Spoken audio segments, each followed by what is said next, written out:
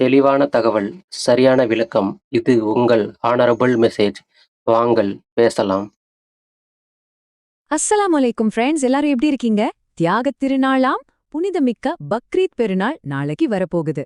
இந்த ரொம்ப சந்தோஷமான நாளுக்காக நம்ம எல்லாரும் எப்படி ஆன்மீக ரீதியாகவும் உலக ரீதியாகவும் தயாராகணும், இந்த சிறப்பு விளக்க பதிவுல அத பத்தி தான் ரொம்ப தெளிவா பார்க்க போறோம்.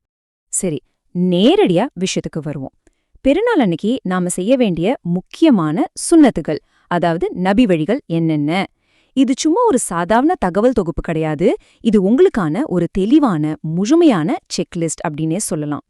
நம்மளோட பிளான் இதுதான். முதல்ல முந்தைய இரவு தயாரிப்புகள், ரெண்டாவதா காலை நேர சுன்னத்துகள், அப்புறம் குர்பானி வழிகாட்டுதல்கள். இதான் இன்னைக்கு நாம பார்க்க போறோம். பகுதிக்கு போயிடலாம்.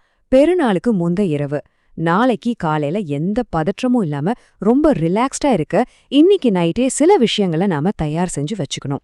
முதல் விஷயம், நாளைக்கு போட போற புத்தாடை அல்லது சுத்தமான ஆடைகளை இன்னைக்கே அயர்ன் செஞ்சு தொப்பி, அத்தர் இதையெல்லாம் ரெடியா எடுத்து வச்சுக்கோங்க. ரெண்டாவது, சதகா அதாவது தர்மம். பெருநாள் அன்னைக்கு ஏழைகளுக்கு உதவ நினைப்பவர்கள் அதுக்கான பணத்தையோ இல்ல உதவிகளையோ இன்னைக்கே பிளான் பண்ணி ஒதுக்கி வைக்கிறது ரொம்பவே நல்லது.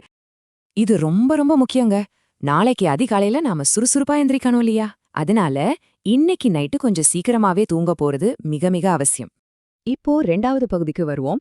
பெருநாள் அன்றைய காலை நேர சுன்னத்துகள், அதாவது நபிகள் நாயகம் நமக்கு காட்டிய அந்த அருமையான வழிமுறைகள் என்னென்ன அப்படின்னு பாப்போம்.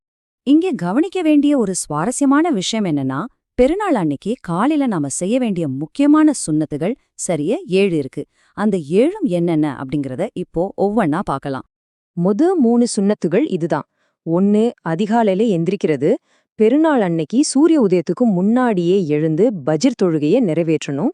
2, தொழுகைக்கு போறதுக்கு முன்னாடி நல்ல நறுமணமான சோப்பு அல்லது ஷாம்பூ போட்டு குளிச்சுட்டு நகங்களை வெட்டி ரொம்ப சுத்தமா இருக்கணும். 3, நம்மகிட்ட இருக்கிறதுலயே மிகச்சிறந்த அல்லது புத்தாடைய அணியணும்.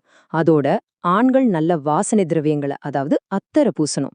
4வது சுன்னத் ஒரு முக்கியமான கட்டுப்பாட்டு விஷயம். பக்ரீத் பெருநாளை பொறுத்த வரைக்கும் காலையில எதுவும் சாப்பிடாம தொழுகைக்கு போயிட்டு தொழுக முடிஞ்ச பிறகு குர்பானி இறைச்சியோ அல்லது வேற உணவையோ சாப்பிட்றதுதான் சரியான சுன்னத். 5வது சுன்னத், தக்பீர் முழங்குறது.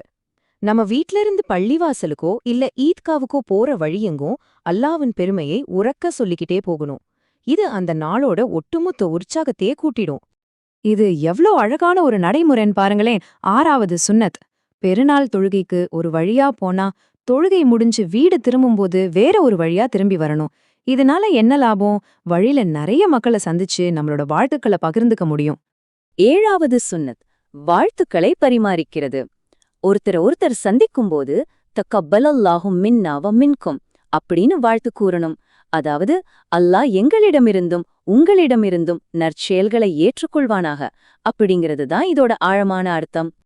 இப்போ நாம கடைசி பகுதிக்கு வந்தாச்சு. குர்பானி வழிகாட்டுதல்கள். தியாக திருநாளோட மிக முக்கிய அம்சமே இறைவனோட பேரால குர்பானி கொடுக்கறது தான். குர்பானி கொடுக்கும்போது நாம கவனிக்க வேண்டிய முதல் ரொம்ப ரொம்ப முக்கியமான ரூல் இதுதான். விலங்குகளை அறுக்கும் இடத்தை மிகவும் தூய்மையா வச்சுக்கணும். தூய்மை ஈமானின் பாதி அப்படிங்கறத நாம எந்த சூழ்நிலையிலையும் மறந்துடக்கூடாது. இந்த இடத்துல ஒரு ரொம்ப சுவாரஸ்யமான விஷயத்த நாம கவனிக்கணும். இஸ்லாத்துல இருக்கிற அந்த சமூக நீதி இதுல எவ்வளவு அழகா வெளிப்படுது பாருங்க. குர்பானி இறைச்சிய ஏழைகளுக்கான பங்கு, உறவினர்களுக்கான பங்கு, நம்ம வீட்டுக்கான பங்கு அப்படின்னு சரியா 3 சம பங்குகளா பிரிச்சு முறையோட விநியோகம் செய்யணும்.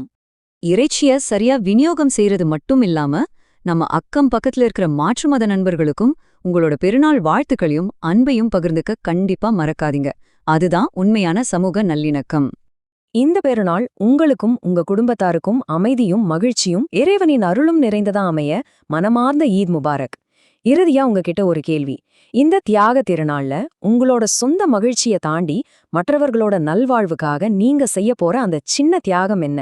கொஞ்சம் யோசிச்சு பாருங்க. இந்த தகவல் உங்களுக்கு பயனுள்ளதா இருந்தா உங்களோட கருத்துக்களை கமெண்ட்ல சொல்லுங்க. அடுத்த ஒரு நல்ல விளக்கப்பதிவுல நாம சந்திப்போம். நன்றி. அஸ்ஸலாமு அலைக்கும். உங்கள் கருத்துக்களை கீழே பதிவிடுங்கள். மீண்டும் சந்திக்கலாம்.